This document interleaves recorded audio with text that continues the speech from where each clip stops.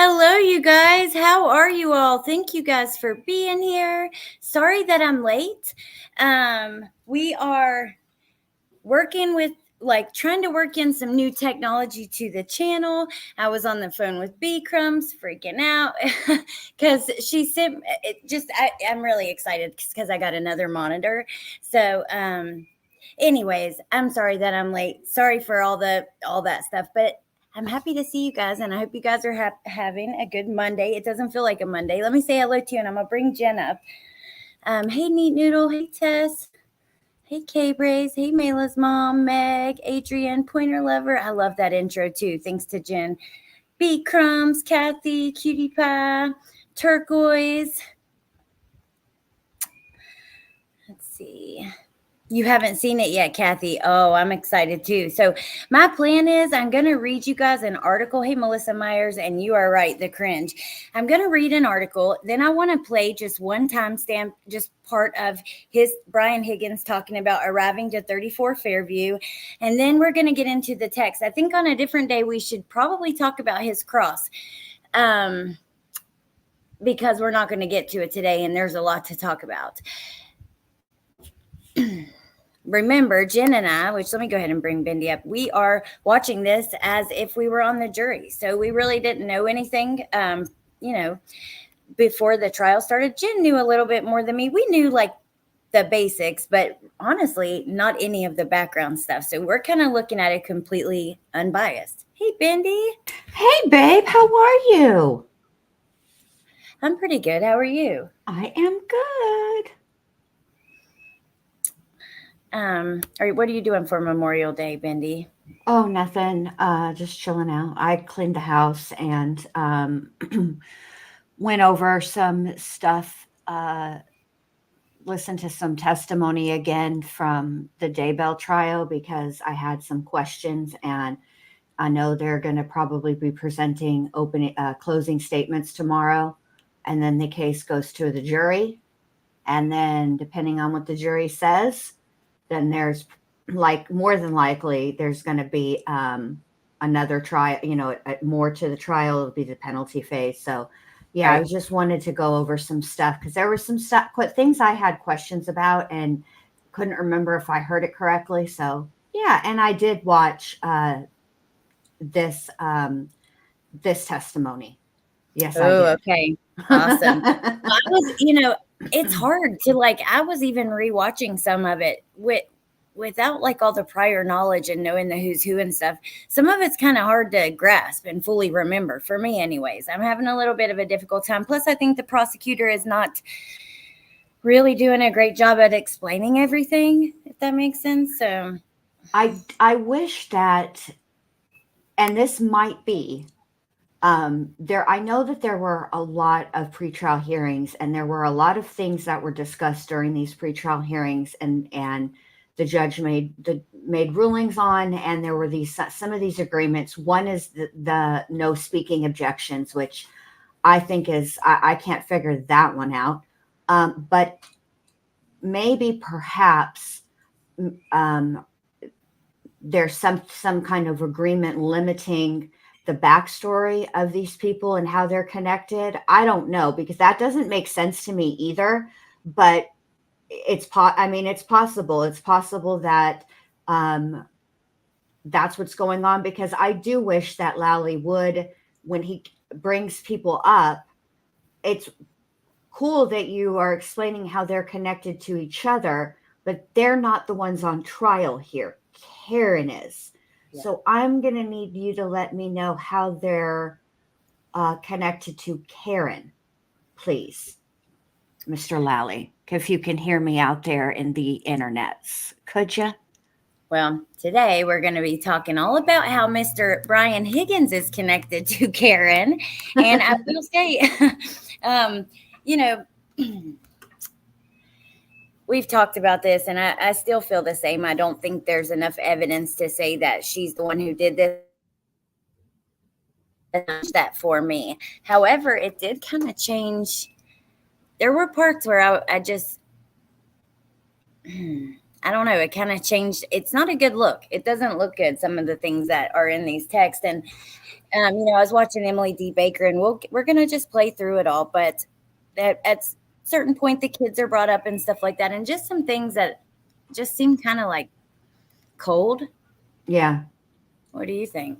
Well, okay. So when I first started listening to his testimony, right, I was like, okay, he testifies like law enforcement. The words that he uses, stuff like that. It's just, there's certain phrases that law enforcement use, mainly because they put them in their reports. It's just different language, right? So I was like, okay, he's testifying like law enforcement. And I'm listening. Then we get to the texts. And he's reading these texts. And he's reading these texts. And he's reading these texts. And he's reading these texts. And I'm like, I kind of thought, I'm just going to say, is it okay if I say what I thought about the text, or do you want me to wait? Oh, yeah. No, go ahead. We'll listen to him and go through it, but go. I want you to Okay. Say. I kind of felt like I wondered if, because in one part she says that he's hot. Now, listen, I'm not judging, there's a lid for every pot, and what's attractive to one person is not to another. So that's not what I'm judging, but it seemed to come very quickly, and it sort of made me wonder if she wanted John to catch her texting with this guy in an effort to make him jealous. I wondered that for a minute. I did. Mm-hmm. Okay. Well, yeah. I mean, women, not all of us, some of us play games like this. And it seems like maybe that might be what Karen was doing, because the text from her had like, I don't know how to say this. His were very matter of fact and to the point. There was, in my opinion, I didn't see any like real joking banter back and forth between the two of them. And to be quite honest, if he were texting me if I were texting him what Karen is texting any guy, and they were replying the way that he's replying with all the ha-ha-has, I would be like, I can't talk to this dude. I'm already bored and tired, and we're only 3 texts in. It wouldn't be enough to entertain me. And somehow I kind of feel like that's why I kind of feel like Karen really wasn't into him that way. Well, if you think about it, those last messages, she didn't message him back, and when they were at the bar that night. And if she was into him that way, I would think that she would. I would too. And then there was the story about the kiss. Yes. And I was just like, I don't know. There was something about it to me. Maybe I'll feel differently um, if I hear it again. But at first, I was like, eh, okay, I'm just going to say it. I don't know another way to say it, but to say it, it sort of came off to me like, in high school when guys would say they did things they didn't actually do with girls. That's kind of Yeah. how it came out. It came out like it was like he was trying to brag, but it didn't really happen. That is so interesting. Well, I'm going to keep that in mind while we listen again because I was just like, I guess I was just being judgy. I mean, I realized that she kind of blew him off at the end. Like Amy says, if she did think about cheating, she backed out, which what happened? I don't know. I'll wait and save it until we get into it because I Okay. don't want to misspeak either. But okay, let me just this article I thought would be good to like show you guys first before we get into it. So it just says flirty text between Karen and Brian Higgins revealed in the murder testimony. Testimony in the Karen Reed case continued on Friday with ATF agent Brian Higgins taking the stand in the Massachusetts murder trial and reading several flirty text messages exchanged with the defendant. Reed is accused of hitting and killing her Boston police officer boyfriend, John O'Keefe, with her SUV and leaving him to die in the snow outside of a Canton home in 2022. The defense says she is being framed and alleges a cover up involving law enforcement. And before I go any further, because I'm going to read through this, I just want to take a second to say thank you so much to the mods. You guys are so incredible. You guys, the way that you support me, believe in me, show up for me, it means the world to me. It really does. And I just hope that you know. Thank you to the chat. And thank you to you, Bendy, because yeah, I appreciate you so much and your friendship. And Aww. um, I want to make sure to let all you guys know that. So. Is something going to happen to me, Allie? It's like you're saying bye to me. Am I safe? No, you're No, safe. thank you, babe. Thank you. I adore you and I appreciate you and your friendship. And I don't want you to change at all. I like you just the way you are. You're perfectly perfect. Well, thank you. Well, You're no, welcome. nothing, no goodbyes or anything. I just meant to say that before I started reading, and then I thought about it as I was reading. I was like, "Oh shit, let me just take a second." So that's all. Okay. Okay. So who is Brian Higgins? Higgins was at the after party that night at the 34 Fairview home that was owned by Brian Albert. He is one of three men the defense has suggested as an alternate suspect. The defense has previously shown surveillance video, remember this, Jen, from the Waterfall Bar in Yes. Canton with him and Albert play fighting. And this came up in Brian Albert's testimony. So I don't know why I'm kind of confused of why it keeps being like pointed out as it. I don't know. I just think that's what men do sometimes. I don't know. For me, Yeah, I mean, I don't know. Do any of you guys in the chat watch The Valley? I know you don't, Allie, but I was wondering if anybody in it's like a spinoff from Vanderpump Rules. Now, everybody in this show is supposed to be quote unquote grow. They're more adulty, and they've got kids and everything like that. And I was one of the last couple of episodes. The guys were play fighting. I've seen them do it. Like, I even when I was younger, guys do that kind of stuff. I yeah, don't understand what it means. yeah, but I don't think it means like anything like they're super aggressive or they're like murderers or angry or they're Yeah. men. Now, I will say this, not I don't think all guys do this. I think but if let's say I were at the waterfall that night and I saw this, I likely from what's been shown so far, I wouldn't really think anything of it other than I hope I wouldn't be standing too near to them because I wouldn't want my drink spilled. That's about the only thought that would go through my brain. Yeah, I'm with you 100%. And like they're just, I might roll my eyes and just keep talking to whoever I'm talking to or something. Um, Yeah.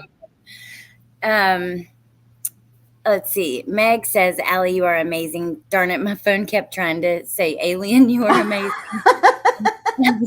Thank you, Meg. You guys are amazing. But also, I want to say, I love your new picture. It's so cute. It is a cute picture. Okay, Kathy said, I would be rolling my eyes. Yeah, for me, I would just be like, also, I'm also petty. So not only would I be moving out of the way, but in the back of my brain, I would be wondering how many drinks they had and which one of them was going to get pissed. Because sometimes with guys, it starts out play fighting and then it gets like serious real quick. And all of a sudden it's not play fighting. And so I would be keeping an eye on that for entertainment. I know that it's petty and it's wrong and I shouldn't be entertained by stuff like that. But listen, if somebody's going to act a fucking fool, as long as nobody is in danger, I'm not going to intervene. I'm going to I'm going to watch for a minute. I'm going to.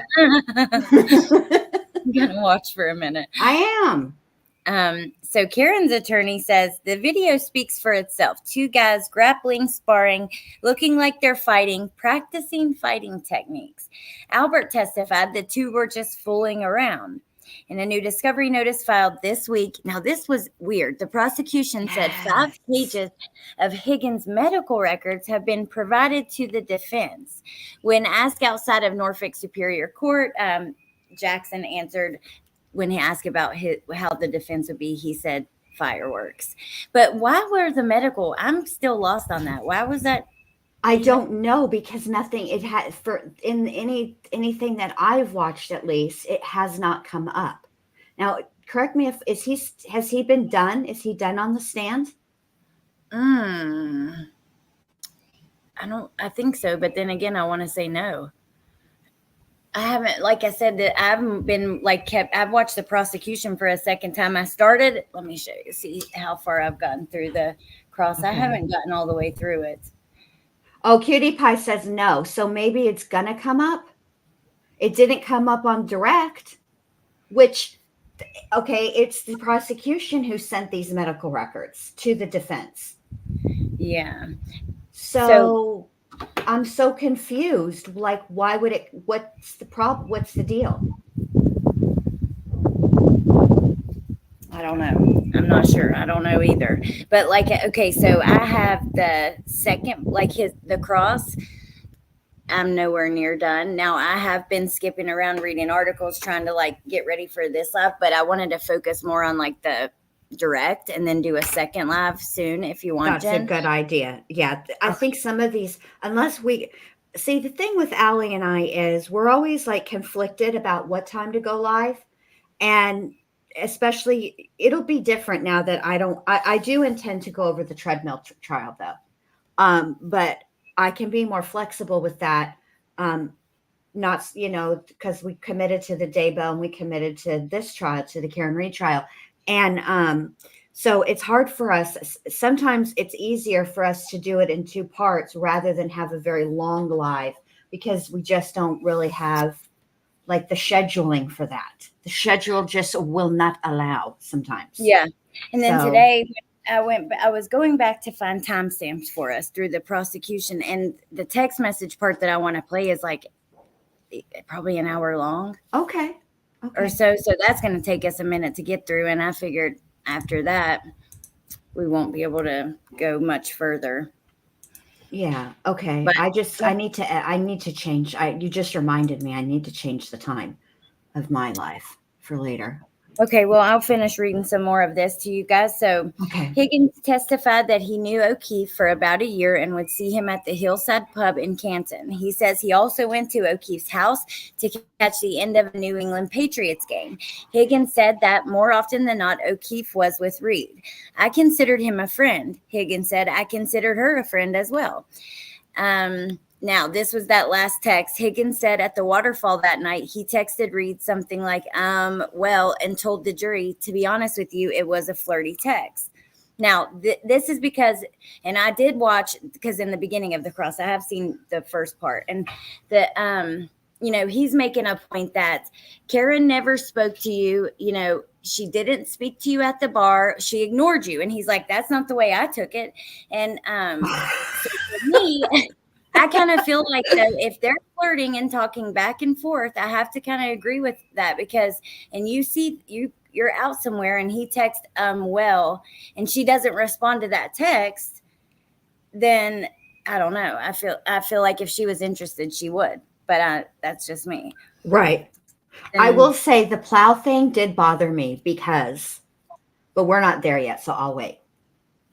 No, go ahead. You're fine. Jump around. I don't Okay. care. So so when he started testifying about leaving, which I have to say on a side note did remind me of the Simpsons episode where Homer and Barney were plow guys. And Homer, the name of Homer's company was Mr. Plow. And that's really what I thought of when Brian Higgins was testifying. Because he's leaving the party and he's driving this plow home, the snow plow home. Okay. But initially, he did not realize that the plow part of the snow plow, I'm sure there's a technical term for it. I just don't know it because I've never lived anywhere where a snow plow is necessary, was scraping the street, which as somebody, I feel like he was more intoxicated than what he wanted to admit. If he had to get down the road, he went a little ways, is what he said, if I remember correctly.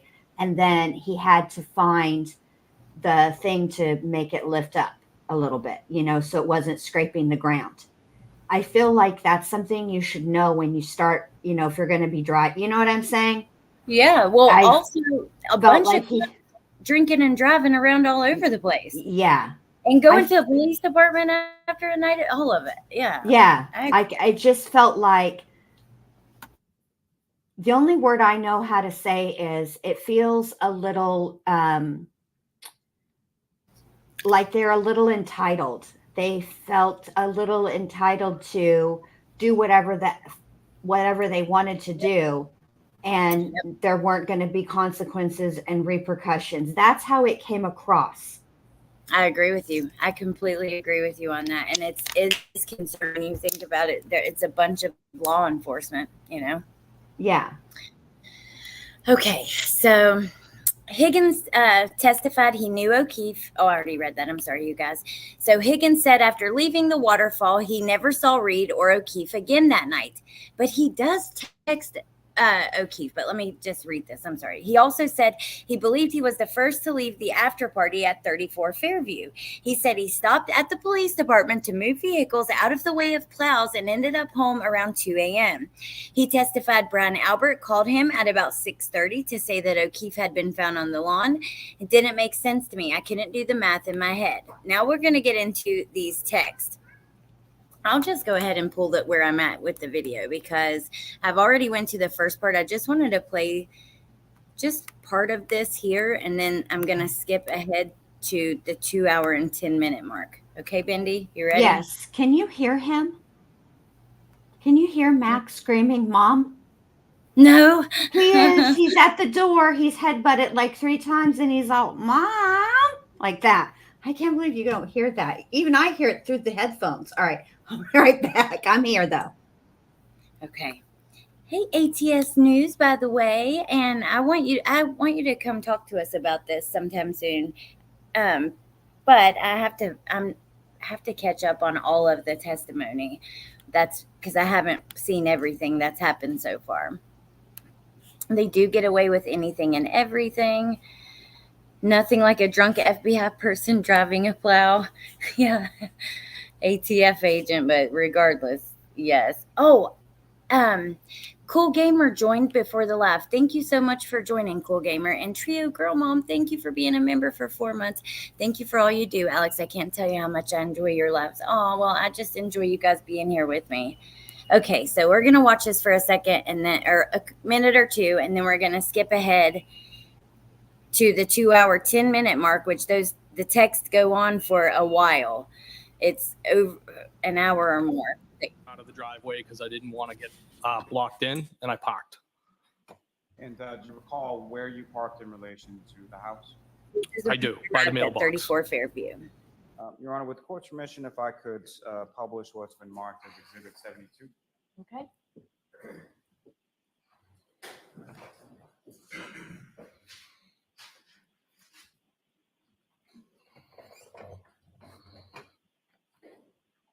And Mr. Higgins, do you recognize what's printed up on the screen there? I do.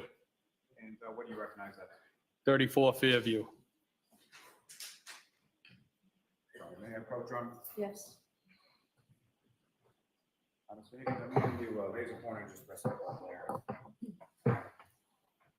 So, Mr. Higgins, with that laser pointer now in your hand, if you could direct the jury's attention to, if you see it in this photograph, where you parked your Jeep at. So the back end of the Jeep would have been right around the mailbox itself. And the edge of the driveway is right there. I wanted to make sure that I was not blocking the driveway or blocked in. And so the front of your vehicle would have been pointing in which direction? I believe that'd be going towards Chapman Street. And so which part of your vehicle was the closest to the house? So the driver's side or the passenger side? So the passenger side would be closest to the house. So you parked along the front of the house sort of with traffic, correct? Yes. Okay. I mean, you can take that down. Thank you. Say goodbye to old, costly cable TV once and for all. Premium account. I'm so sorry, you guys. What a jerk I am. Oh, stop it. Stop it. Would you pack your car? Plow on the driveway, and then you park the vehicle, and where is it that you go from there? Into Reminds the me of house. Family Guy.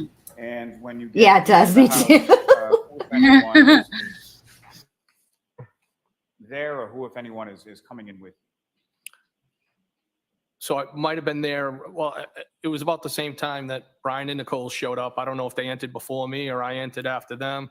I entered the house. What I recollect is that Brian Albert Jr. is sitting kind of at the island or in the island area. And I believe he was flanked by at least one female, possibly two, one on each side. And either of those females, did you know them? Did you recognize them? Did you know who they were? I may have Yeah. recognized You one guys I've coming seen in. before, but I didn't know them. And just lastly, before we go back into the house, when you park, when you do the, How do you guys feel about his body language and stuff during the testimony? Jen, I know that you've watched it, the prosecution. What do you think? I mean, to be honest with you, of course I'm going to be honest with you. To me, the way he came out across was his body language to me was that of a cop. I don't know another way to say it. I've just seen, just in all the trials that I've watched, he seems comfortable testifying as if he's done it before, which most law enforcement people, they do end up they have to testify, and he's an ATF agent. So I don't know. His body language, I didn't feel like there was anything really to it. Like nothing really stood out to me. But I wasn't paying attention, honestly, to I wasn't watching every single moment. I mainly was listening. So I can't, Yeah, that's a good point, though, about him being a cop and being experienced with testifying and that kind of stuff. But what do you think?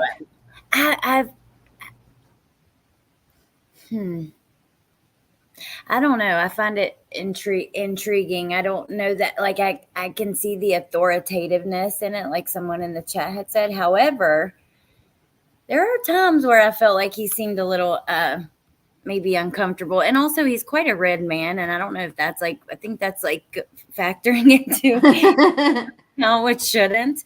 Okay, we're going to just go ahead and skip to the text because I'm afraid we won't get through them anyways. And I was going to play that for a little bit, but I think we'll start here with the weed whacker. Where's it at? Yeah. I'm going to go back, you guys, though, and watch the testimony where he's leaving the party, just because I want to make sure that I understood it correctly, what he said. Because it sounded to me like he put, like when he left, the plow part, whatever the hell that's called, the part that moves the snow, was scraping the ground, was scraping the street, and he had to lift it a little.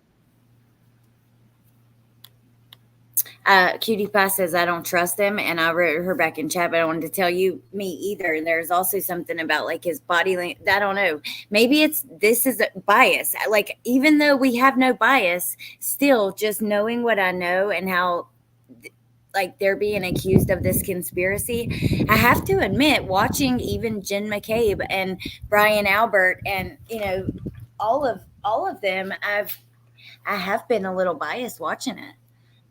Even though I don't know much, it's just because that they're accused of this. So you're like, oh. Well, Like, and I think also it's the way that they're being cross-examined as well. oh yeah. This is a much more confrontational style of cross-examination than it's not that I've never seen this before, but it's been a while. It's been a really long time. Oh, it is so confrontational.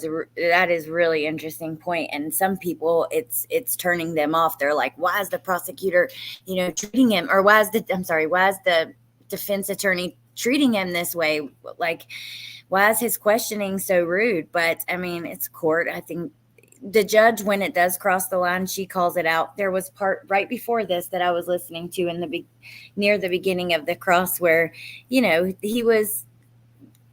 there were things being stricken from the record that shouldn't be, said in court, but a lot of it is just court. Some lawyers are jerks, I guess. That was good.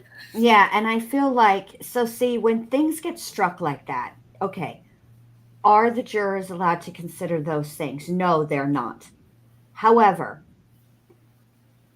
even if you don't consciously make a note of it, literally make a note of it, and you cannot unhear or unknow something. Yeah. So even if you are not consciously deliberating on something with something that was stricken, there's no notes of it or whatever, you're not openly talking about it, you've heard it, you've absorbed that information, it's very hard to unknow something.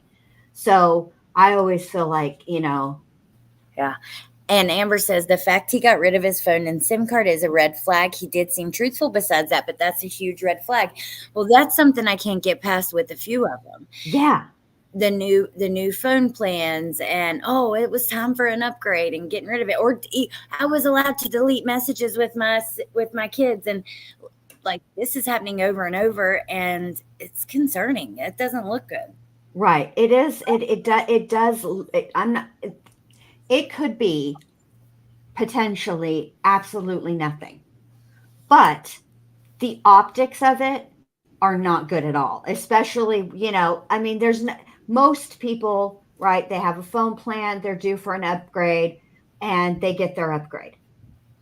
There's nothing inherently malicious or sinister about that. But when you have this, are they all on the same fucking plan together, this family? Which if they are, that would be a very reasonable explanation, right? And you only have but so much time. But it just seems a little, the optics are not good. I'm not going to lie. The optics are not good on that. Yeah. And wait, he threw the phone away, but Brian Albert did too, right? That was the one who had the upgrade, he said, right? Or like, yeah, and I've never thrown a phone. Let me ask you this, Mr. ATF agent, where are you throwing these phones away at? Because I don't know where. I mean, I know that you can, like, I learned from the Adam Montgomery trial that you can turn old phones in for cash.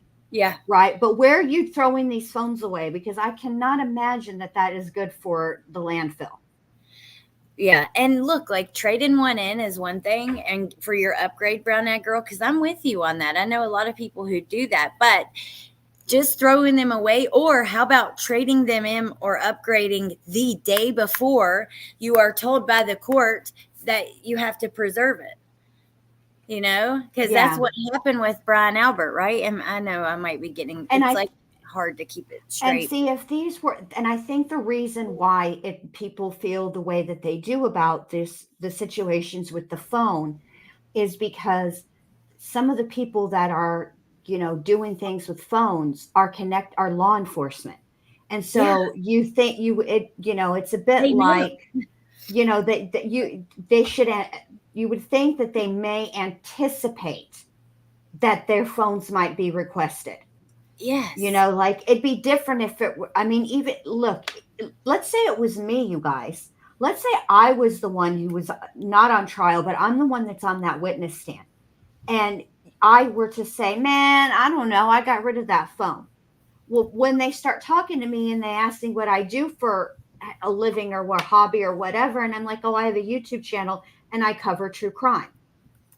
If I then say I got rid of my phone, it's going to look a certain type of way, because as a person who covers true crime, you know, obviously you're not the same as law enforcement, but come on, it might be it should be common sense to someone like that, versus somebody who does something completely different for a living that has absolutely nothing to do with crime in any way, shape, or form. It's a little different than throwing away or getting rid of or trading in a phone. That's a little different, but I think that's why it looks so odd. Yeah.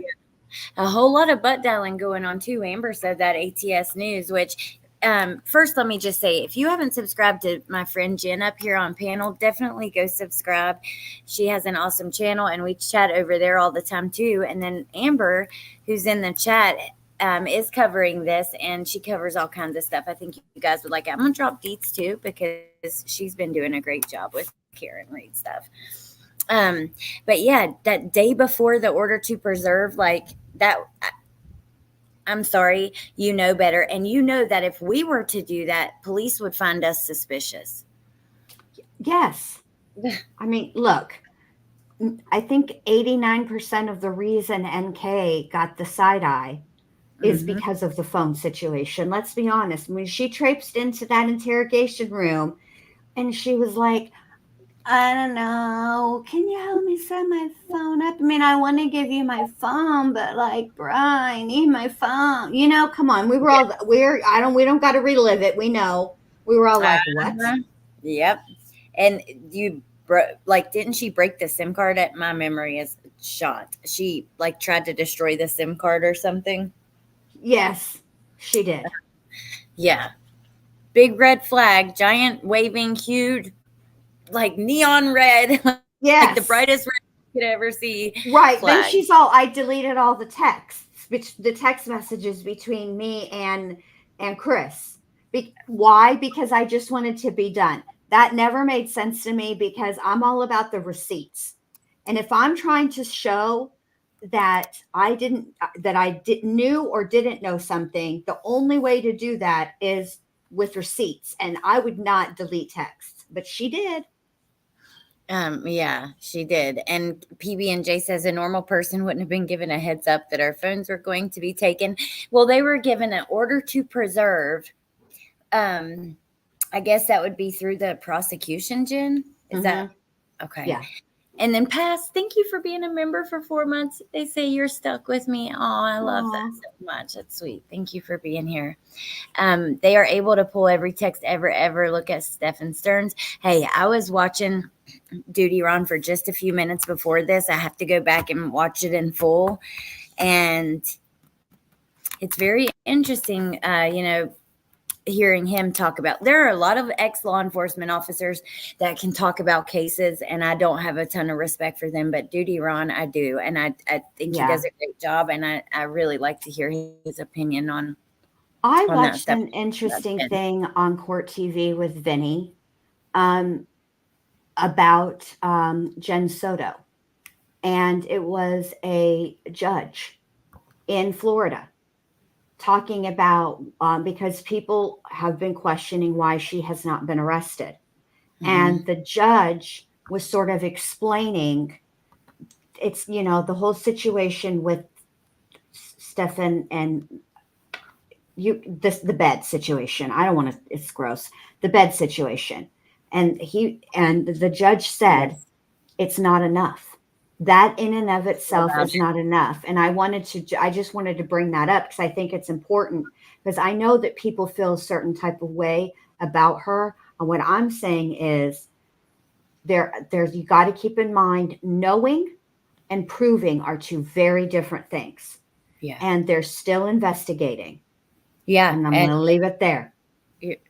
That's a perfect place to leave it, and we'll see what happens, I guess, but that is so disturbing. And even Duty Ron that's like kind of what he was talking about, the bed thing, and how that is not okay. That is not acceptable. And the fact that anybody would think that it is really concerning. It is concerning. And even the judge here in Florida that was on Vinny's said, it doesn't even rise to the level of criminal neglect as far as like a child abuse neglect situation. But that's based on what he knew in that moment. He's not privy to anything other than what we're privy to as the public. He's not on the case, so he has no super secret inside knowledge. And so I think when we're listening to these experts, we have to keep that in mind.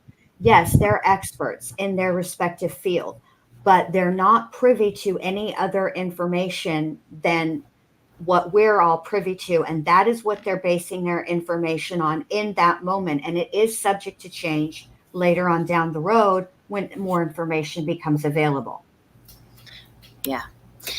Okay. Oh, sorry, Mayla. No, I wrote in chat. It was me who did it. I'm the one who did it. The tangent, but I wrote in chat, we'll get back to Karen Reed, I promise, in a second. I just wanted to mention that.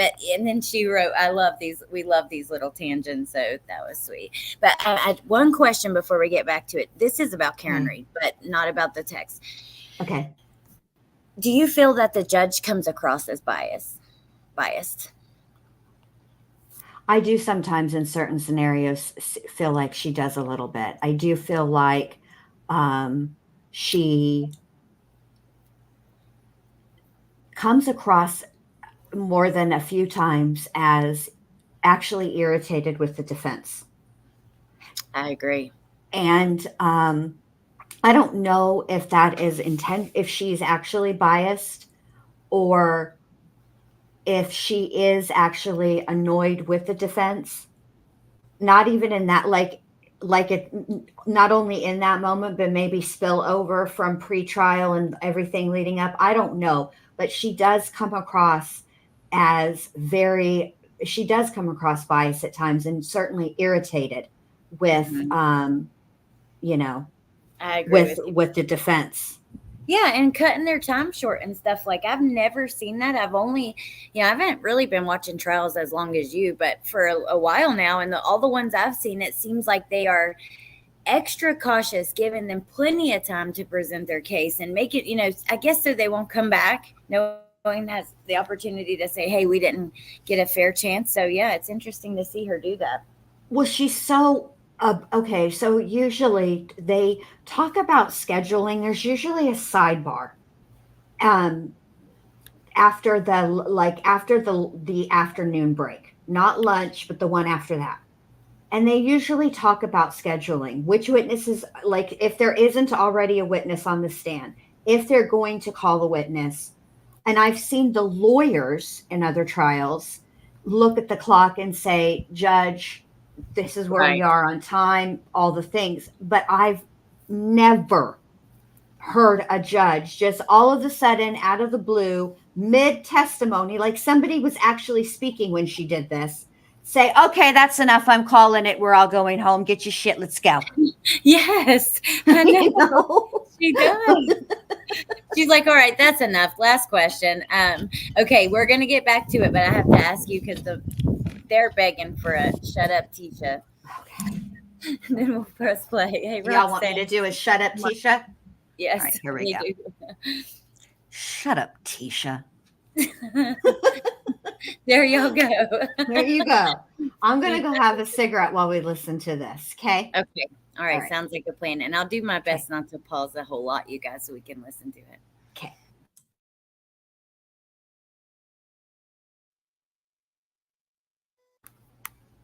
And for some reason, I timestamped 2 hours and 10 minutes and 2 hours and 13 minutes. I'm just going to let it play through. I don't remember why I did that. It was something when I was listening. So I don't know. We'll see together. Jurors, we appreciate your patience. We actually made things easier for you. So it was worth the time.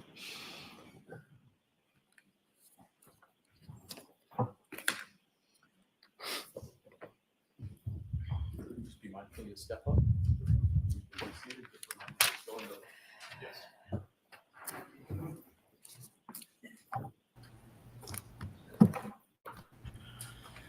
Apparently, I'm crazy. Timestamp 210.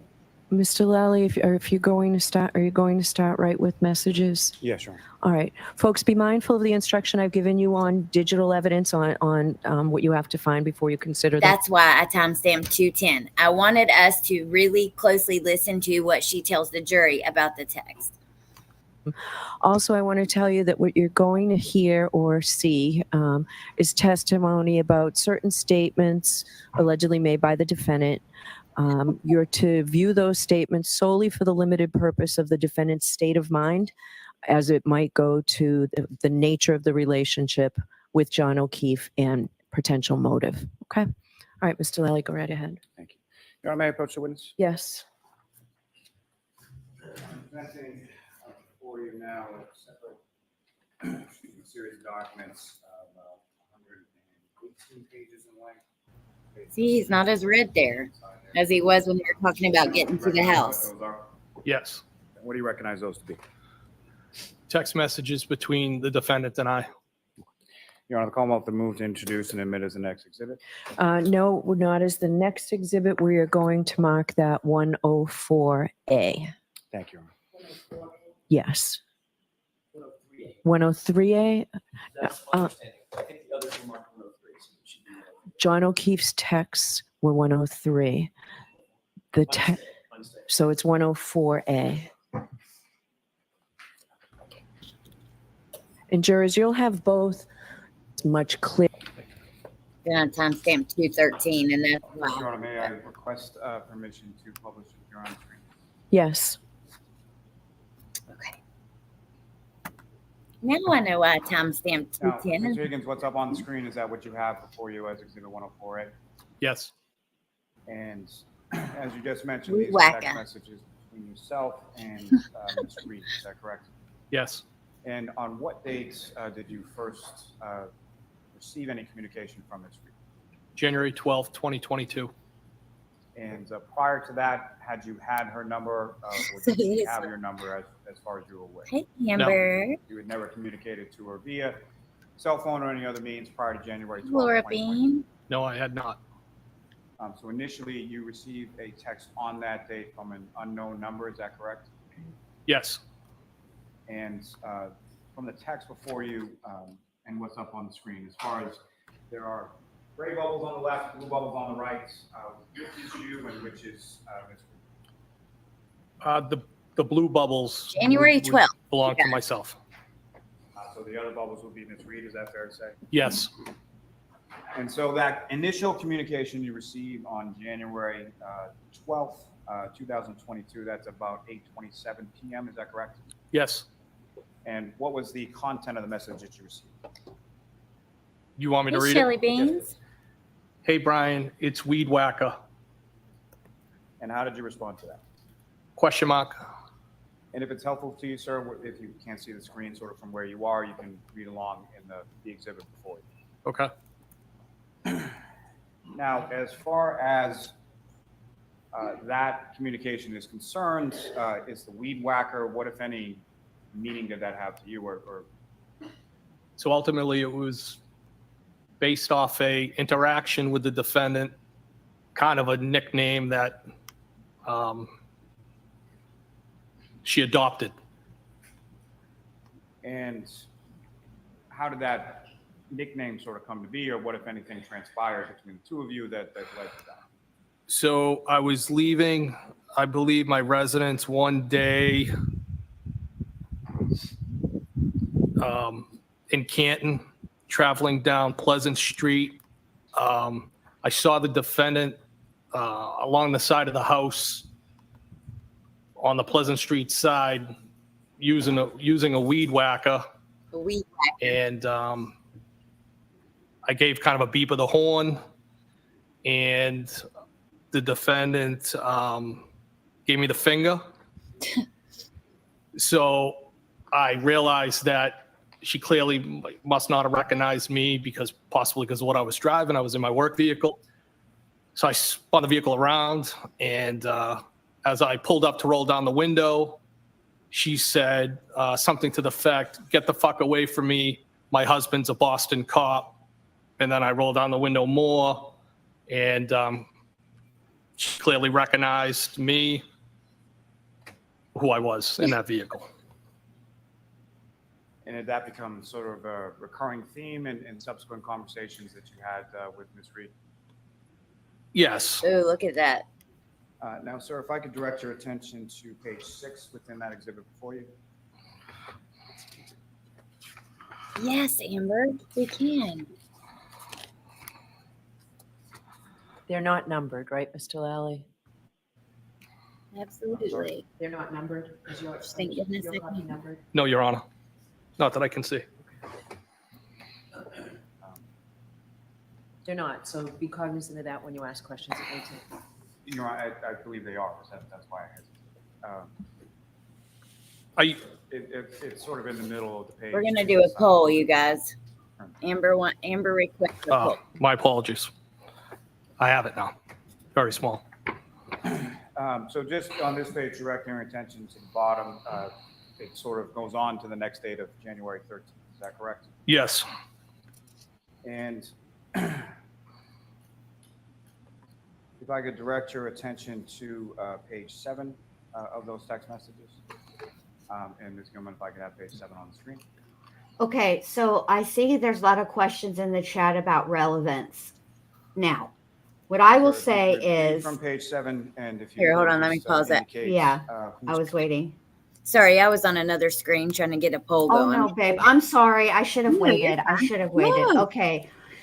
Okay. So the whole question of why these texts are relevant is because they're supposed to be taken. You're supposed to be, if you're a juror, considering them to as an insight into Karen Reed's mind, state of mind, and motive. So, in essence, she had motive. Okay? The state is saying that she had motive to get rid of John because she was unhappy with him, and you know, like that. And so now they have these text messages between Karen and Homeboy here, you know, and they're quote unquote flirty texts. And so it's intended to go to her state of mind. I personally, I'll give my opinions after this because I know Allie's trying to do a poll, but that's what it is. They're attempting to establish motive through her state of mind. Usually, your motive is not something that a court the state is required to prove. However, it isn't. They can put on evidence of motive if they want to. Would you call it vote at this point? How would you vote it if you were on the jury? Is that the right? I think the right word is find. How would you find? Would you find Karen guilty or not guilty? Okay, what would you find? There we go. Yeah. Thank you. I'm like, that doesn't sound right. Well, I think brown-eyed girl, I think what the state is attempting to establish here is that she was unhappy. Everything wasn't, you know, bliss, and there were cracks in the relationship between she and John O'Keefe, and this is the evidence of it. That she's out here. She contacted this guy. It's not like Brian Higgins contacted Karen. She sought him out, and when we get more into it, he's going to go through the whole situation on the grilling through text that he gave her about how she even got his damn number. So I mean, it is what it is. I don't think that this is going to have a huge impact on the jury. I don't. That's just me. I do think it's relevant though. Like I wouldn't have liked to see a trial happen without knowing about this. Right. I mean, I do think it's relevant. I think if anything is going to hurt her about these texts, I think it's going to be those texts about the kids. That one's going to, will probably, the jury will be like, they might feel some type of way about those texts. Those ones hurt my heart. That's what I just put in chat. And I was watching, I think I already said this, but Emily Baker, and she was talking about, I hope to God they don't hear this. And I was thinking the same thing, like, oh, me too. Because Emily Baker says that she believes that she's heard that they really liked Karen and stuff like that. So Yeah, that's what I think. Yeah, I would. I don't know. I would hate if something ever happened to me and people that I am friends with or, are in my life or whatever, if their texts had to be read out and at some point they talked shit about me. I would hate that. Or if yeah, they talked shit about my kids or something like that, I would hate to have that read out in open court. I yeah, just, it would be hurtful for sure. Hey, mhm. Riley, kids are messy, especially when they aren't yours. That's true, but I don't know. I don't Yeah. know. Let's listen and we'll talk about it along the way. I'll just put. Yeah. And if we have commentary, Jen, if you have commentary that's like shorter, just say it. I won't even pause it. We'll just keep Okay. as we go. Okay.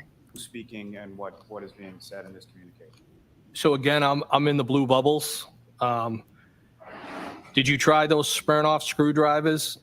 I stopped at the Hilly for one last night. I said, haha, how did you get my digits? Defendant responded, the Melissa and Lito show. I said, haha, I thought you creeped John's phone. I said, haha, again. Defendant responded, no way. I was the last person in Greater Canton who didn't have your number. I think even Kerry has it. I responded, what, with a bunch of question marks. I said, I just don't give my personal number out to anyone. Hey, Melissa. How would Kerry have my number with a bunch of question mark? And the defendant responded, Melissa had it. As far as in those communications, the reference the defendant makes to the Melissa and Lito show, do you know what that means? The two individuals that I also know from the hillside. And the Kerry person that she refers to, do you know who that is? I believe that's Kerry Curran, Chris Curran's wife.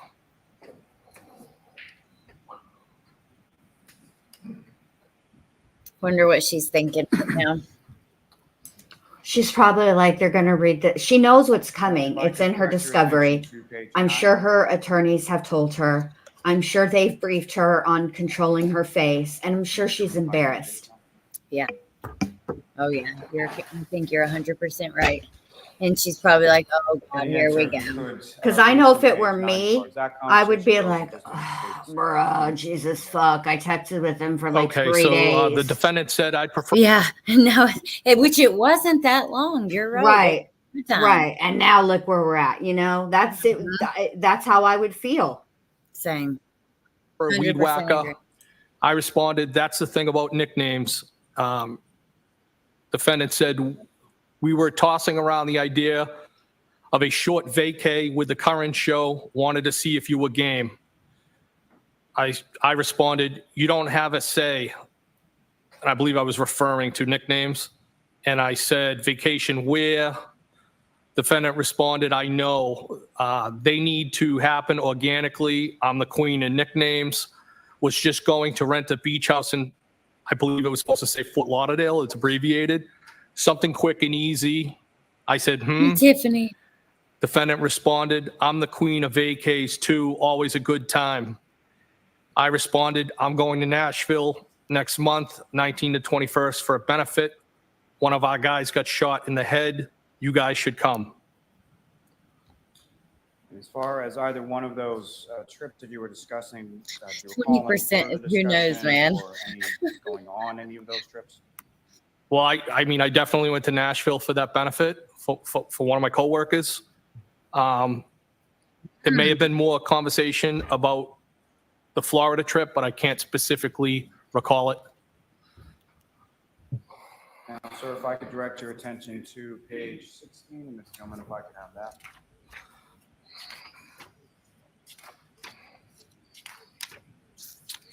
Also, just a little sidebar. This is on I that didn't same really day, appreciate January 13th, is that Judge correct? Bev's tone about we've made it easier for you jurors. Like, what are they supposed to do? Say thank you? They didn't fucking ask to be there. Yeah. Judge Bev is something else, man. Yeah. I believe so. The date's not at the top here, but I believe it is. And again, sir, if you could read from that page of communication as far as who was speaking and what was said. So there's a photograph of somebody with a weed whacker. The defendant said, no, you're not a creep. I said, nope. She said, you're kind of a loner, which I used to be. I responded, no, not really. I have a ton of buddies, but I only let a handful of friends in that I'm tight with. So you think you got me figured out? And then I typed circle of trust in Circle of quotes. trust, huh? And sir, if I could direct your attention to the Mhm. next page, number 17. Interesting. Couldn't you send a GIF? Like these are the most boring texts ever. Honestly, like neither one. I mean, not to be rude or anything, but neither one of them are super funny. What is said and who is talking. Yeah. So the defendant said, yeah, I said loner, not loser. I assume you know a lot of people, PPL, people abbreviated. You never really can figure anyone out completely. Your dad died when you were young. And I responded, he died in March of 2020. I'm so not a loser. You won't figure me out. LOL. Defendant responded, no one is a loser. I just didn't mean loner to imply friendless. I'm sorry that's recent. It wasn't COVID, was it? I responded, cancer. Defendant responded, I know you date girls who don't lock the house behind them and you are private and observant. Karen, is that your way of flirting? I know you date girls who don't lock the house. I don't understand where this is going at all. And the thing of it is too, I think his reading this, he's embarrassed too. And because he's having this conversation, he knows that they shouldn't be texting like this at all, period. And he's having to do it in front of John O'Keefe's parents. I would be embarrassed as fuck if I were him. Yeah. And I don't understand the PPL. This is not 2005. Okay, we don't get charged by the character anymore. You can write a whole fucking wall of text if you want to. Just type out people. I do it all the time, Jen. I never noticed that. I'll shorten everything, just like the K. Said we chatted about the girl who kept. You and I chatted about the forgetting to lock the door. I said, oh, she has been out of play like for 3 months now. And then I believe it starts to say out of rotation, question mark. And then, sir, if I could direct your attention to page 20. Worst flirting ever. And again, sir, if you could read from that. I'm in the blue bubbles again. I said, I just got a Saturday invite. The defendant said, did you say yes? Question mark. I said not yet. This is not even really, it's just little stuff right here, but you should have seen me earlier messaging myself that you're hot and then logging into my other account and re-messaging myself because I was going to use it as a thumbnail. Look for a second. All right, you're hot. And then I have to get in my other account. Are you serious or messing with me? No, I'm serious.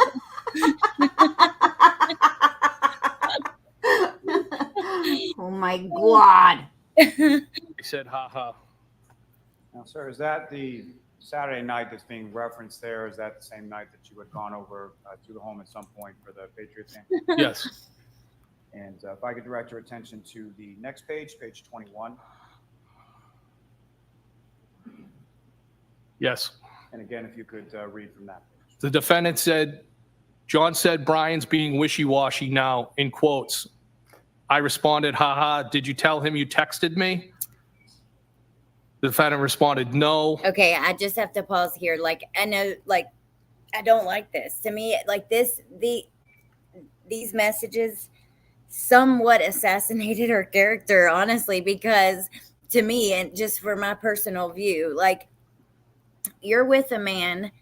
Why are you messaging his friends what he's saying behind his? Oh, John says you're being wishy-washy. You know what I mean? I don't like that. It just gives him like the ick.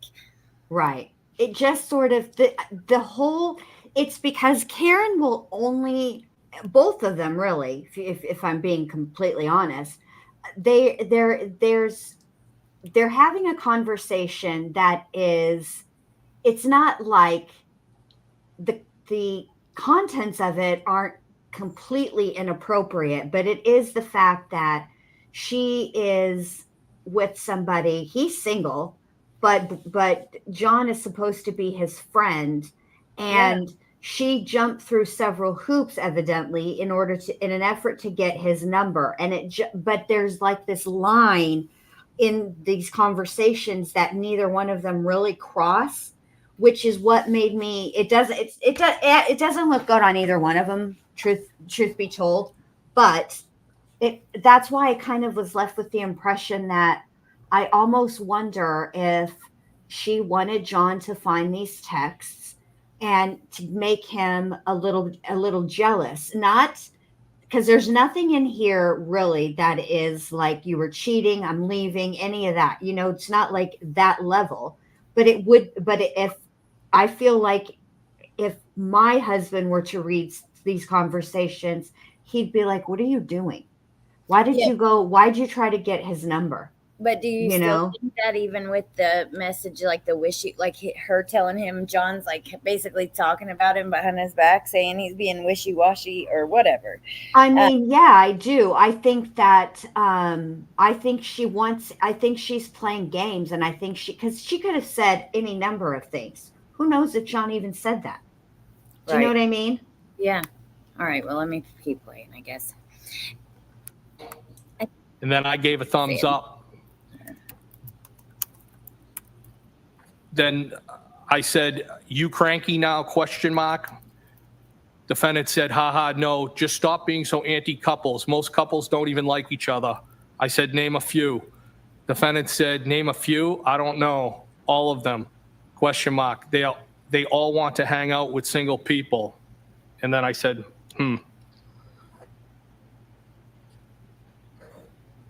Thank you. Sir, if I could direct your attention to page 26. Most couples don't even like each other. Which that is a slick way of saying without saying. Sir, if I could. Yep. You're so right, Jen. You didn't have to finish your thought. Great, though. And Ask you to read from that page.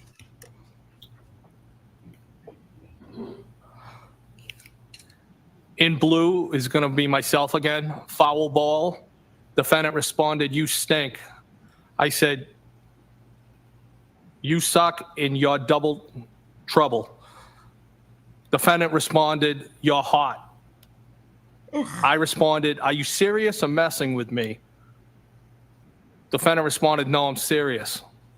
I responded, feeling is mutual. Is that bad? How long have you thought that?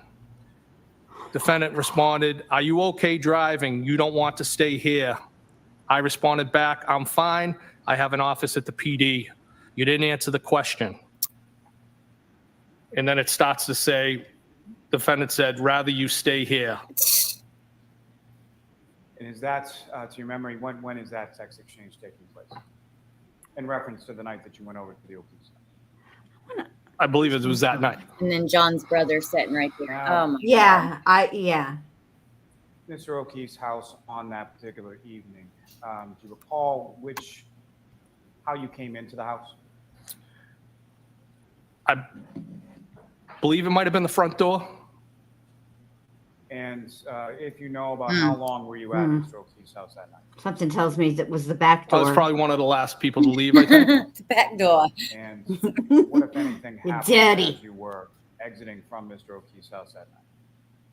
So as I was exiting the house, it was either through the breezeway or the garage. And as we were walking out, the defendant planted a kiss on me. Now, before you went out that way, where was Mr. A kiss O'Keefe? where? Did you say goodbye to him or anything? Oh, like that? right. I think I said goodbye to him. He might have been in the bathroom. I'm not 100% positive where he was. And when you went to leave, which exit from the house were you headed to initially? Well, as I said, I don't remember exactly if it was the breezeway or the garage I was starting to walk through, but whichever way I started to exit, the defendant told me to go a different way. Meg. And which way did the defendant tell you to go? Well, her way. And I what- don't, I honestly can't tell you which door that was. If it was either the, Okay, I gotta say, the I was breezeway or the thinking this the whole garage. time when I was listening to this. Why in the world would you ever? I'm sorry, John O'Keefe was very nice looking. He was a good looking man. He was a good man. He took in his sister's kids. And I don't know, I just don't understand why you would flirt with this dude when you have that. It just, See, I feel like it was okay. It was in an effort to make John jealous. That is what I think. I think she was playing games. And I will say this. It happens all the time. It's, it is what it is. And I think that probably to some extent, and I know this is going to come out completely wrong, and I hope you guys all forgive me, but I kind of feel like she singled in on him or zoned in on him because he, in the looks department, I don't know about any other department, but in the looks department, he is a bit of a downgrade from John O'Keefe, which actually makes me even angrier. It's one thing for you to it makes us women angrier too. Let's be honest. We've all been there when you a guy has broken up with you and you see the new chick and she looks like she solves riddles under a bridge and you're like, what the fuck, you dumped me for her? Right. We all do it. So yeah, but if it's a good looking woman, then I'm more jealous. I'd be way more. Okay, if somebody upgrades from me, right? What the fuck can I do? But if it is a downgrade from me, it's an insult to me. That's how I take it. I'm just being honest. I'm just telling you how I feel. For me, if it's a downgrade, it always helps me get over the person. I'm like, oh well, then that's what. But if It it's just makes me like, angry. It makes me angry because I'm like, bro, what the fuck? And especially if like they're a downgrade in the looks department and they don't have a personality, then I'm like, what are you really doing? Like I don't, whatever. Yeah. Interesting. And as you were going out, again, I'm sorry, what happened? The defendant kissed me, And how did she kiss you? not like a friend. Oh my God. What are you, 5? Yes, Like a romantic kiss. that's the way I interpreted it. Is she on your Were you lips? still inside the house at the time that this occurred, or were you outside the house? If you know? We love you. Not sure if we had just got to the outside or not. It might have. I'm not sure if it was close proximity to leaving. And what was your reaction to that? I was taken back. Was that something? Now, you were- I had originally planned for us to watch through all the text. I'm so sorry. I'm so rude because I just took a bite of granola. Ooh, what kind? Birthday cake granola. Ooh, you've been telling me about that. You got to send me a link because I tried finding that when I was shopping the other day and I can't find it. So help me. I should send you a bag of it, but I found it at Food Line. But let me see. Oh, we don't have Food Line here. They close those. Hell, we haven't had we don't have a Food Line in Texas either. They close those. See, OMG. it's really yummy too. Oh, it's delicious. Bug went in my eye. But do you want to go through the rest of the text or just skip to the cross? Because I have the video I was watching of the cross. I could just send it to myself real quick and we could watch Whatever you want to do, babe. It's up to you. It's your show. Let me see. Continues his testimony. Oh, wait. I already did send it to myself. What do you guys want to do? Go to cross? Okay. Because I'm kind of thinking. Maybe Yeah, we let's should go do to that. cross. Okay. Yeah, see, this is where I was at 30 minutes in. Let me just back up a little bit, though, to like here. Tisha Lynn. That's another thing. Allie and I are going to have to do a little scheduling because we need to do part 2 of June. 2022, 2021, my bad. We'll get there. I promise. I will look on Amazon right now, you guys, and you guys want to watch Cross too, but yes, and we have those new calls coming. Just let me know when you want to do part 2, and I'll be working on getting the rest of it edited for us, but should be a lot faster now because I just paid the internet bill, and it's like right after I pay, I've got like 3 weeks of decent enough internet, and then that last week. Okay. Well, I'll make sure that we'll do part 2. I don't know, maybe like Wednesday or something, Tuesday, Wednesday, somewhere in there. Maybe. I don't know. We'll talk. We'll talk. That's for offline. Okay. Oh, Lacey says they have it on Amazon. I'm looking right now for you guys, and I'll throw it in the chat, and then okay. It just goes. Okay. Teacup says, I seriously have a crush on Jackson's sarcasm. I do like the sarcasm. I am quite fluent, as you all know, in sarcasm, and see, that's why I find these texts to be sort of they're not titillating to me. They're not exciting to me, and quite frankly, I would have stopped after the first time he wrote with 7 M's. That would be a deal breaker for me. The ha would have been a deal breaker for me. Like, you got to like come back with something. You have to keep me somewhat entertained. You guys, listen to this. I got the link for you, Jen, and I'll drop it in the chat. But they have banana bread, honey crisp apple pie, huckle blueberry, key lime pie, and strawberry shortcake. Strawberry shortcake sounds delicious. It really, really does. But okay, I'll send you the link and drop it in chat. All right, let's listen. Me too, Neat Noodle. Sarcasm is my love language. Like today, I have to tell you guys this really quickly. My husband was making fun of my laugh. That's probably, and I was like, everybody online loves my laugh, and you're the only person who ever makes fun of it. And I said, are you doing it to keep me humble? Like, you just gotta, you don't want me to go around getting all big headed or whatever. And that is how we talk to each other. That's how we treat each other. I know he loves my laugh. I know he loves me. I love your laugh. Oh, Amber said, just bought it. You're going to love it. And the link is in the chat for you guys. Okay. Are you ready? Yeah, because yesterday he set up the Hulu account. And you know what he put my nickname as? What? Lady Lumps.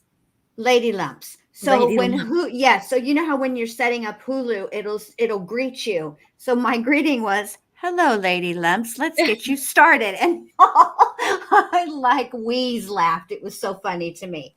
I love that, though. You guys are sweet and adorable. But okay, I'm gonna press play. It's kind of gross. No, it isn't. Yes. Here we go. You responded how? Hold on. Oh, I didn't read anything into it. Okay. But you did read. This is how it's done. Then on the 23rd, and by the way, after you texted, I have not heard from you, she did not respond, correct? She did not respond. Then on the 23rd, she did respond with phone works, correct? In the arrows, like both ways. Right. Yep. And then what did you text after that? I just said, thought you were all set. And how did she respond? She said, we're talking? No. That's all I have for that. Okay. Bring the lights back up. So clearly with that last text, her response was, in response to you saying, thought we were all set, she said, with talking, no. Correct? Yep. Yes. Did that indicate to you that with flirting, yes, we're all done? No, I didn't read anything into it. Okay. But you did read where she said with talking, no, correct? Yes. And then you responded how?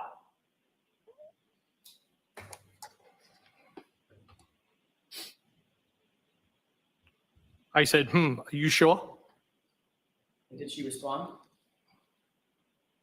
No. As a matter of fact, the next time you saw or communicated with her, she was walking into the Waterfall Bar on the 29th, late night hours of the 28th, one of the early morning of the 29th, with her boyfriend, John O'Keefe, correct? Yes.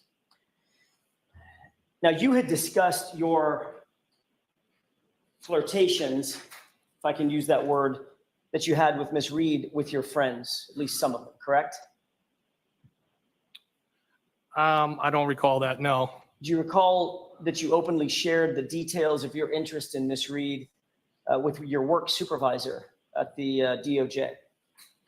Well, that was after I shared what happened, that she kissed me. Yes, I did share that with her. And that was with That was the first time. That was with a person by the name of Kate Dowd. Is that right? That's correct. And that was before January 29th. Yes. And that's because your interest in Karen Reed, whether you call it romantic or sexual or whatever, your interest was something that was at least occupying your mind at that point, correct? No. It was occupying your mind enough to share it with your boss. No, what I shared with my boss was the fact that she kissed me. That was it. Did you discuss your flirtatious relationship with Karen Reed with Brian Albert at any point? No. Never. No. So you were on a 4-hour drive in a snowstorm back from New York with Mr. Reed. I'm sorry, with Mr. Albert. And your interest in Karen Reed never came up. No. Even though he's a good friend. Yes, just something I wouldn't talk about.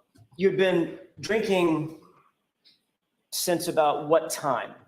What time? That's a bad way to ask it. What time did you start drinking? When are we at, Mr.? I'm sorry, on the 28th, when you got back from New York. When did you start drinking? Well, it wasn't until I swapped out vehicles and I went up to the hillside. Okay. That would have been, give me a time frame. 9-ish, 8-ish? It was dark. It was maybe in the area of 8 o'clock.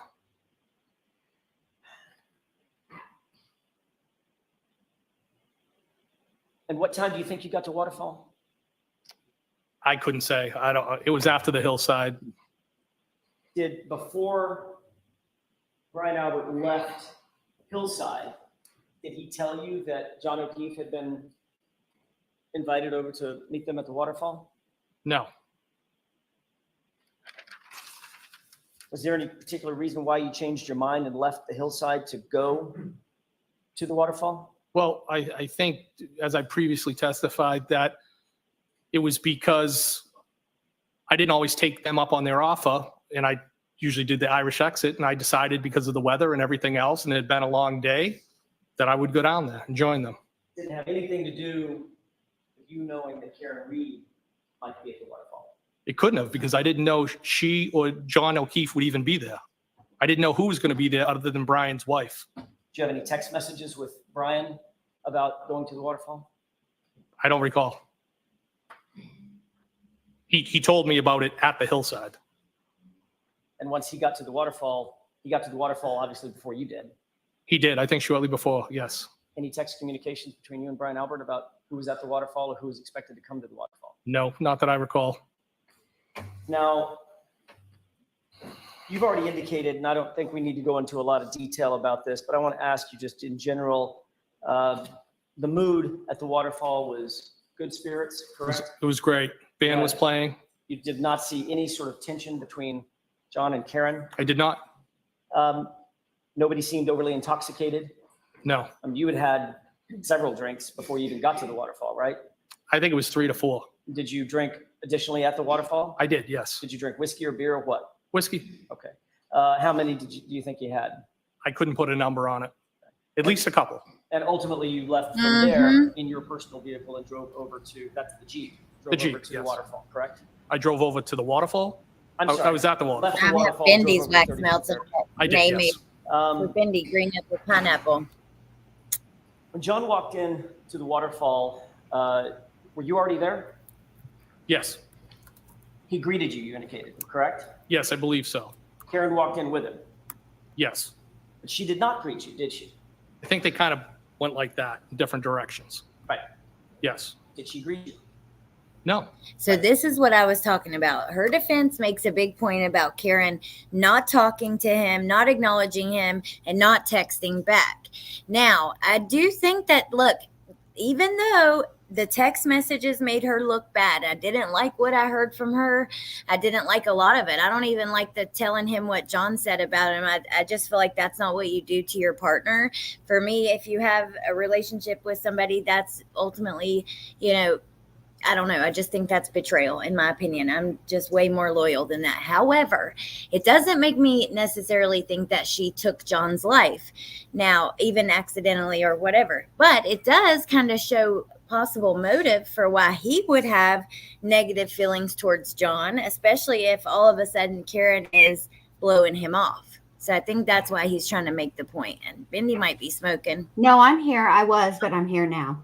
Okay. What do you think? I agree with you about the disloyal. Either way, whether it is actually something John said or it's something she just said he said, it's still disloyal. I would never do that to my husband, ever. Yeah. I would never, I would lie and I would cover. Like if it had been, like if he would have said, okay, or my boyfriend.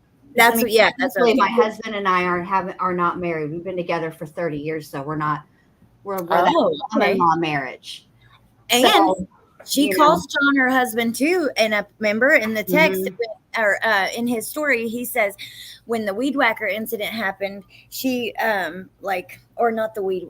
Yeah, it was. She said my husband's a Boston cop.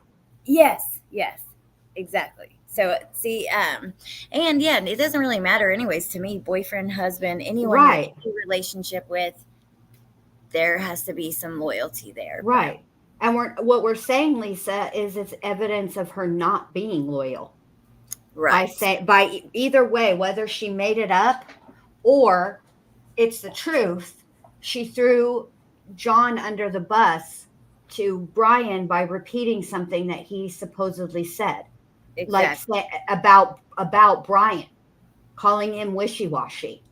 Yep, exactly. And I just think that, to me, just in my opinion, it doesn't make her look very good. However, it doesn't make her look Correct. like she did Correct. It makes it look, if anything, she's guilty of having a shitty moment.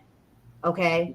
But having a shitty moment, even if you have a lot of shitty moments, that doesn't equate murder. Yep, exactly. Okay, I'll keep playing.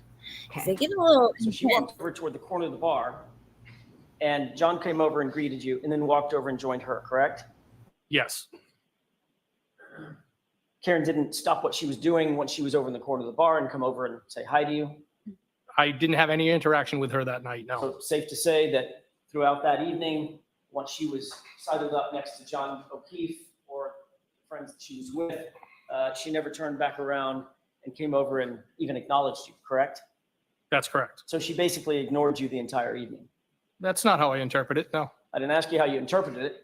I asked you what she did. Did she ignore you or did she pay attention to you? Objection.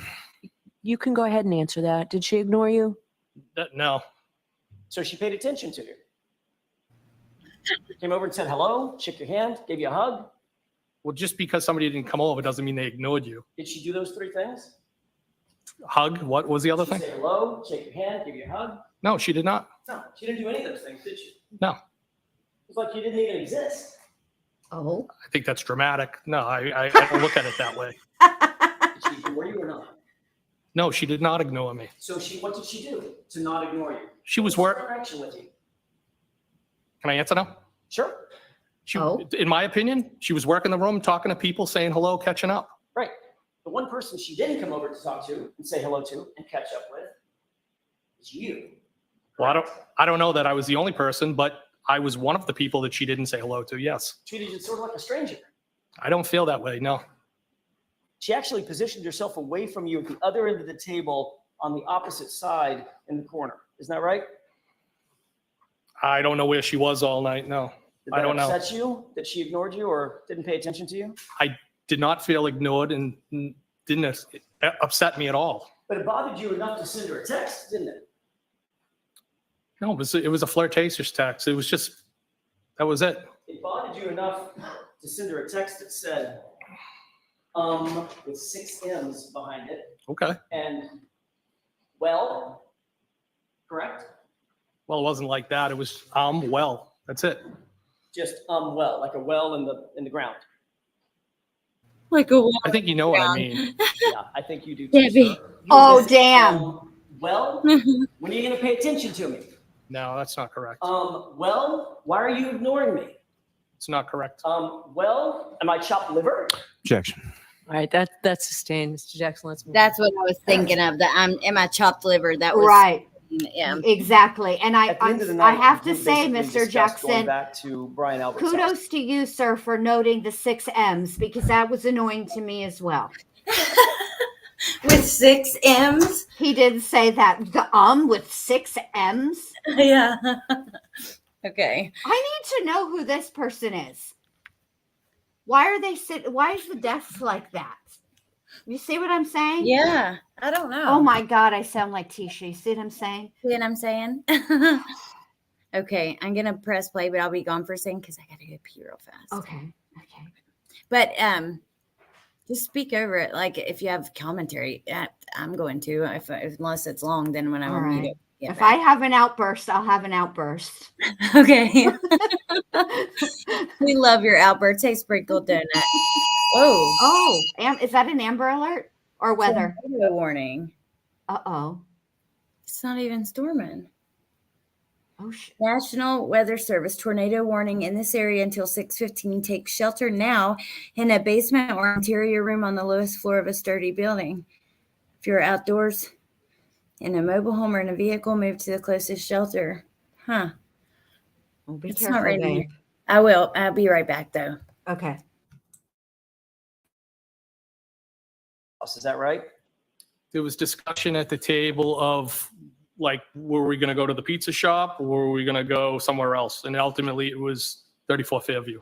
Before you left, just so we're clear, when you texted, well, she ignored that text too, didn't she? Can you say that again? When you texted her, well, at Waterfall, she ignored that text too, correct? Well, that was the only text I sent that night to her. Yes. Okay. She didn't respond. That wasn't my question. What, My what, question is she ignored the text, correct? well, I don't know if I don't know what her mindset was. If she purposely ignored the text or she didn't see it, I don't know. I didn't read into it. Do you need to stop playing? Because yes, you do know iPhone I tells you. don't know. Did she respond to the text? She did not respond. Got it. Did she leave you on red, bro? So when everybody was leaving, did you leave before they did, John and Karen, or did they leave before you did? I don't know. You said you were the first one back to Brian Albert's house, correct? Yes. Safe to say you were one of the first ones to leave. I was the first one to leave Waterfall. the waterfall. Probably. I mean, if you're the, if everybody's hurting out and you're the first one to get there, you're probably among the first to leave, correct? Most likely. Okay. You never personally discussed going to 34 Fairview with, certainly not with Karen Reed, did you? No. And you never discussed it with John O'Keefe either, did you? No. You didn't say goodbye or walk over and give John a big hug or anything like that? No. Acknowledge it, did you? No. You just left. Well, that's what everybody was doing, just leaving. Okay. You too, correct? I did leave, yes. And all you knew that at that point, all you knew was that you were going over to 34 Fairview. You did not know who else was invited over to 34 Fairview. My impression was that it was an open invitation and I planned on heading over there. But you did not know who else was coming. I had no idea who was coming. And you didn't say goodbye to John, correct? I don't think I said goodbye to anybody. And you didn't talk to him about coming over to 34 Fairview. No. Yet at 2:20 in the morning, you texted John O'Keefe, you coming here, correct? At 2:20, Sorry, 12:20. I did. And that had 3 question marks behind it, correct? Yes. Did you text Karen about coming over to 34 Fairview? No. We've So at established 12:20 Higgins as an a.m., extra After texter. you left the waterfall and made your way over to 34 Fairview, you were more interested in getting John to come to 34 Fairview than you were to getting Karen to come to 34 Fairview. No, that's not how I would describe that. But you didn't text Karen, correct? No, I didn't. But you did text John. Yes. Okay, so I'm just gonna take a pause. I don't want you guys to worry about me. I had just came inside because my dad was starting to grill, so I had to come inside.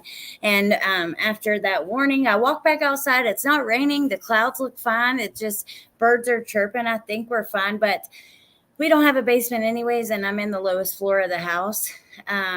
But I'm in North Carolina, by the way. I don't think there's anything coming. I don't know though. There is like a little band of storms, but it's moving like super, super quick.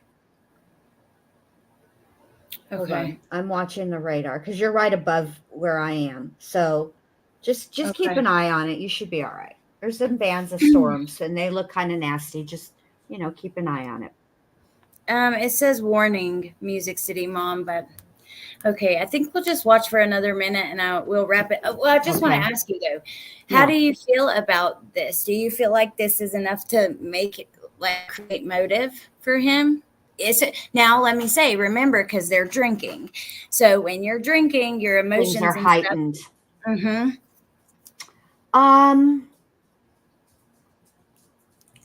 I think that even if he was the most extra person, this is not enough. Like there's so much at risk, and I just feel like, yeah, he might be angry at Karen, right? And so it's possible, like, what if he was angry at Karen, felt slighted, right? And he mentioned something to John and there was an argument. And then it escalated from there. That I mean, I suppose that's possible, but I don't know. I don't know. The only thing that I could see that would enrage, I mean, I feel like, yes, it would be if a man went to my husband and said, hey, your girl's been texting me and look what she wrote. If I think the thing that he would be pissed. I'm not even going to lie. And he would be embarrassed too. That I would put him in a situation where another man can say that about me, number one. But if the situation between us were similar to that of John and Karen's, where he was taking care of his niece and nephew, right? Mm-hmm. And I talked shit and he saw that, especially if that I think that might be the thing that would piss him off, like push him over the edge to make him potentially get into a fight. But yeah, that's I can agree with that. And what about this message to John? What's that about? Out of nowhere, you hadn't talked to him. You had I think all the messages to John, if I'm being honest, are quite troublesome to me. You have Christopher Albert, who saw John on a regular basis. They were neighbors, number one, and he watched John's house, number two. He and his wife. But yet the night of the 28th is the first time that he ever had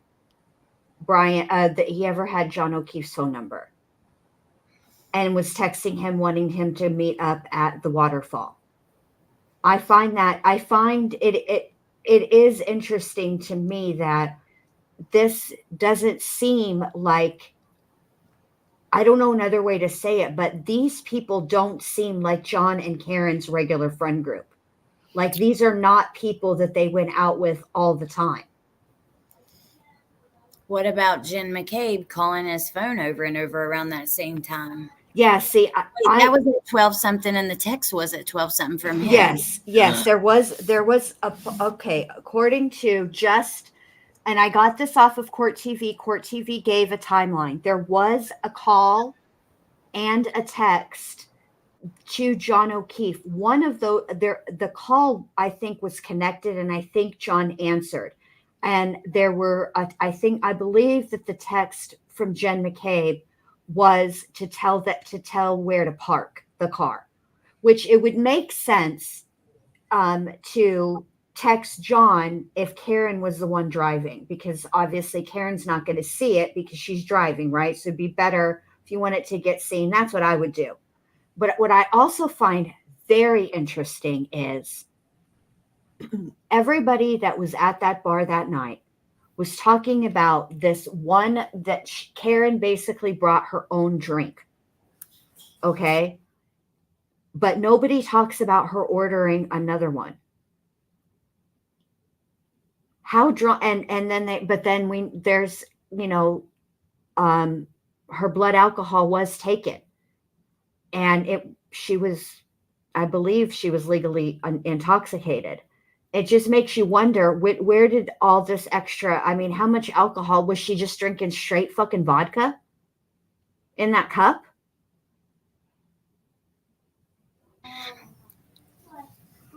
The kids came over here, sorry, because of the tornado warning. Are they okay? Is yeah, everything okay? Okay. They are. But I think that the storm seems to be like 40 minutes away. I'm thinking that I'll let this play for like 5 more minutes and we'll wrap it up. Okay.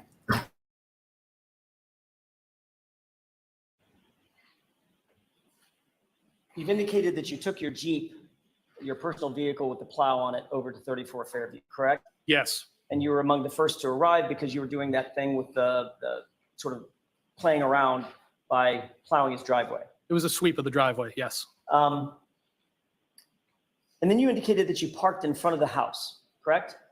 I did. I know you've been over this before, but I'm going to ask you one final time so it's completely clear. Exactly where was your Jeep in front of that house?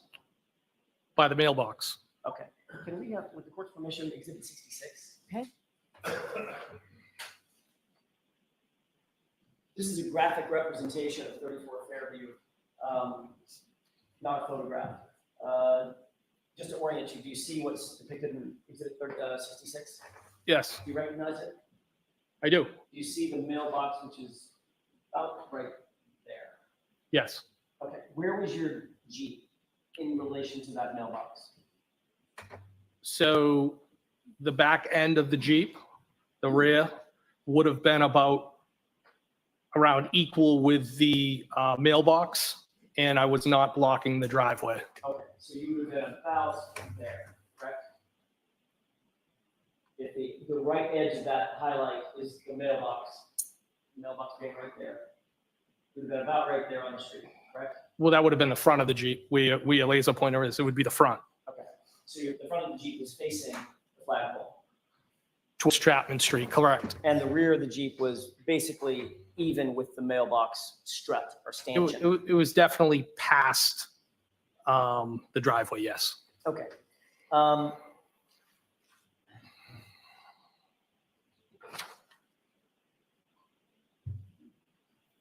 You indicated the plow was a 6-foot, what inch plow? I think it was a 6'8", 6 6'8", foot, meaning the width. meaning the width, yes. How deep is that plow? How deep? Like, 2 foot, 3 feet, 6 inches? I mean, it's probably a few inches. Okay. It's like. Okay, Bendy, just to be safe, I'm just going to wrap it up here. But, Okay, babe. But I am, hold on, let me get our layout back. I am very interested in this, and I think that we should finish it. But I want to know, would the snow plow cause those injuries? Rainbow, lay down. I have to say, I don't know. And here's why, because I need to see what his snow plow looks like. And I have to confess, I'm not all that familiar with snow plows. I have never lived in a place that requires a snow plow. So I don't know like a whole lot about plows in general. So I'm not exactly sure. But I know that it's like, it does seem like people are saying or thinking that one of the theories is that he was hit with the plow. Well, I mean, I don't know. It seems like an interesting theory because I can't make sense of his injuries. Yeah, I can't either, which is why I wish that they would have had, I wish we would be these people would be on the stand. I understand they need to establish a timeline.